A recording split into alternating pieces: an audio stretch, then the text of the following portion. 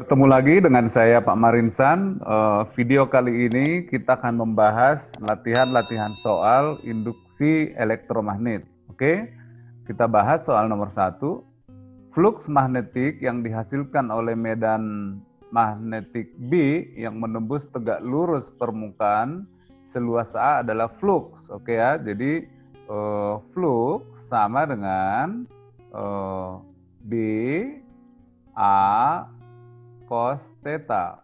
Oke ya. Nah, jika medan magnetiknya diperkecil, jadi B aksen diperkecil menjadi setengah B, ya. Sedangkan luas permukaannya menjadi 2A, A aksen sama dengan 2A, oke. Maka flux magnetik yang dihasilkan adalah jadi flux aksen sama dengan berapa gitu ya. Oke. Sama dengan B aksen kali A aksen cos theta. Cos theta-nya tidak berubah, sudutnya sama. Jadi ini setengah B setengah B kali 2A. Oke, cos theta. Itu sama dengan A setengah kali 2 sama dengan 1 B kali A cos theta. Oke, jadi B aksen flux aksen berbanding flux itu sama dengan B A cos theta banding B A cos theta. Paham ya? Sama dengan 1. Jadi flux yang dihasilkan sama dengan flux yang awal. Oke, jadi jawabannya adalah C. Kita lanjutkan ke soal yang berikutnya. Ya, soal yang kedua adalah sebuah kumparan yang berada dalam medan magnet homogen.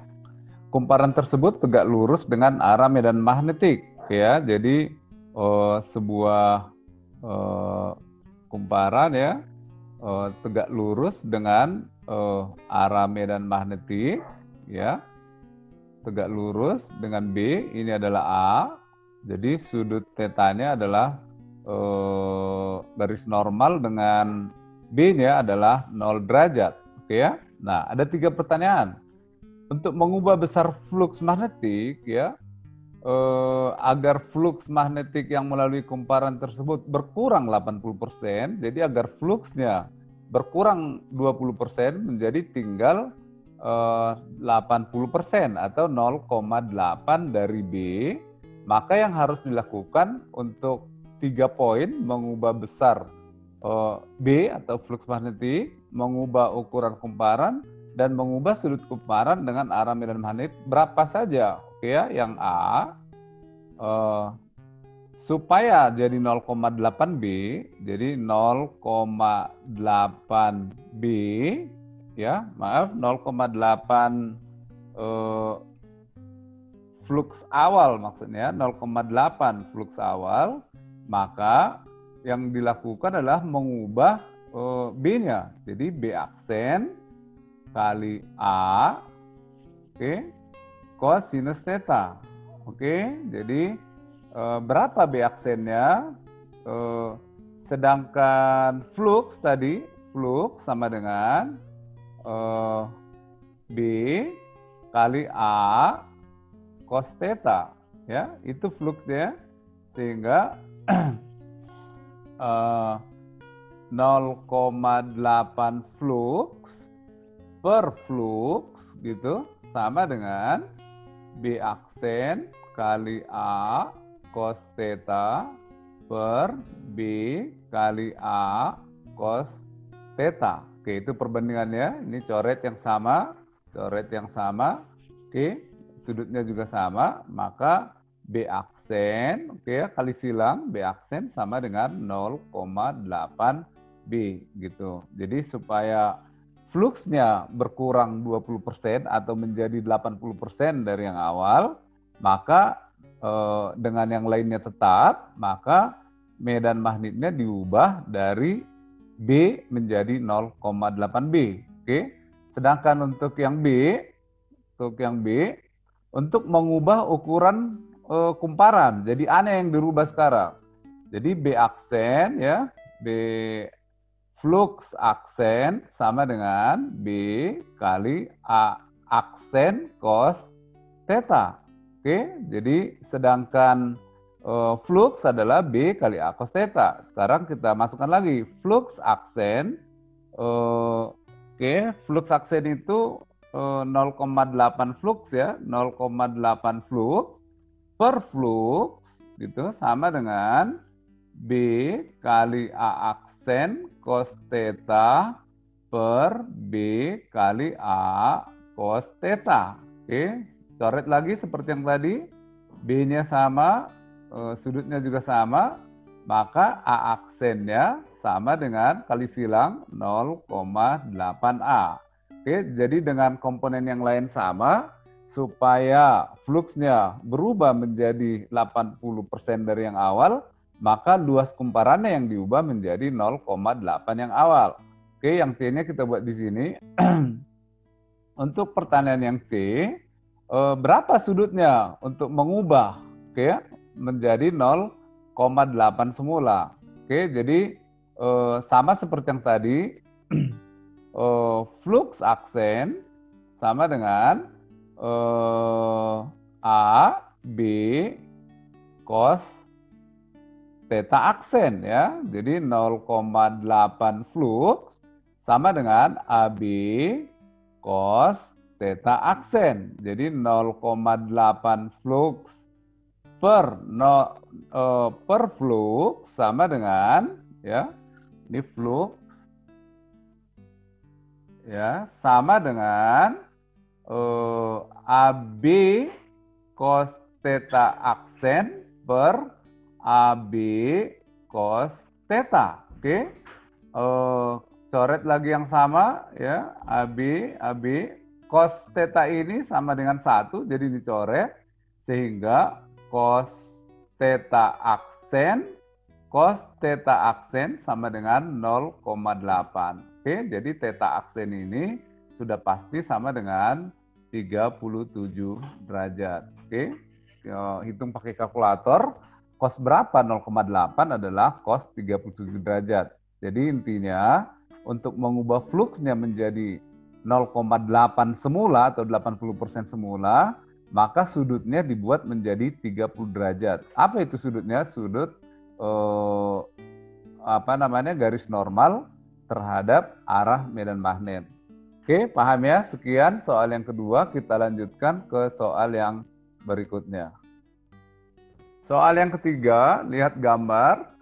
Kawat PQ ya, kawat PQ ini panjangnya setengah meter atau 50 cm digerakkan tegak lurus sepanjang kawat AB memotong medan magnet serba sama 0,02 Tesla seperti pada gambar. Oke, tentukanlah besar GGL. Oke, tadi udah di video yang satu lagi kita sudah bahas materi ini bahwa GGL induksinya sama dengan min B L V V sin theta. Oke, tegak lurus jadi 90 derajat. Jadi sin tetanya sama dengan 1. Oke.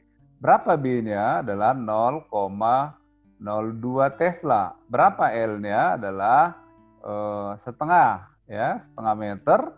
Dan berapa V-nya? V-nya adalah 2 meter per sekon. Oke, jadi ini habis. Maka GGL yang dihasilkan adalah min 0,02 volt. Oke, paham ya? Tinggal masukkan rumus. Sedangkan kuat arus yang mengalir pada PQ, kuat arus tentu ini hukum Ohm adalah GGL atau V, beda potensial, dibagi R ya. Jadi 0,02 volt dibagi 0,02 ohm. Jadi sama dengan 1 ampere. Oke, sekarang yang C dengan menggunakan hukum Lenz.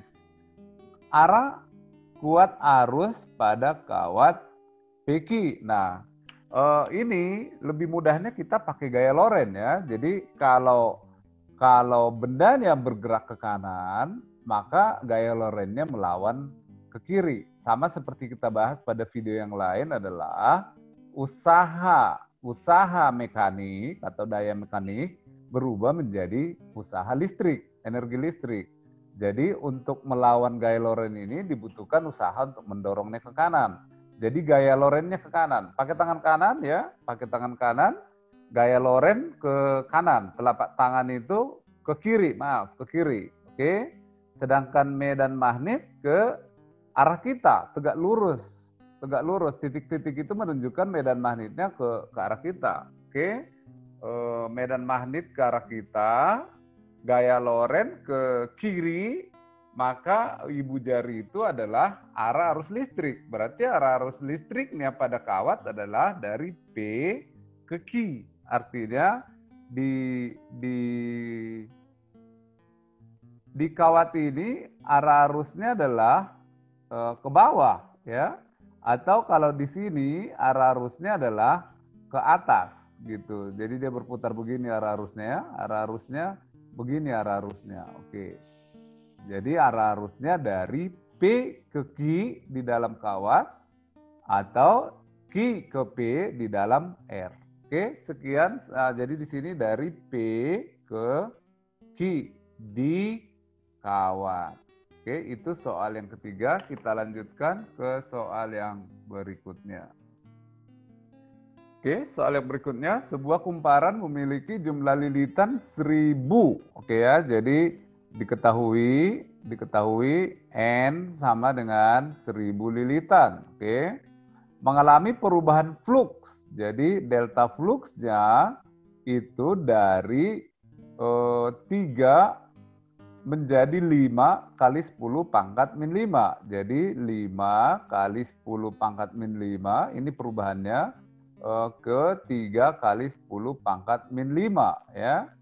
Dalam selang waktu 10 milisekon. 10 milisekon 10 kali 10 pangkat min 3 menjadi 10 pangkat min 2 sekon. Oke, jadi berapa GGL induksinya? Rumusnya hukum Faraday min ya N delta flux per delta T. Oke.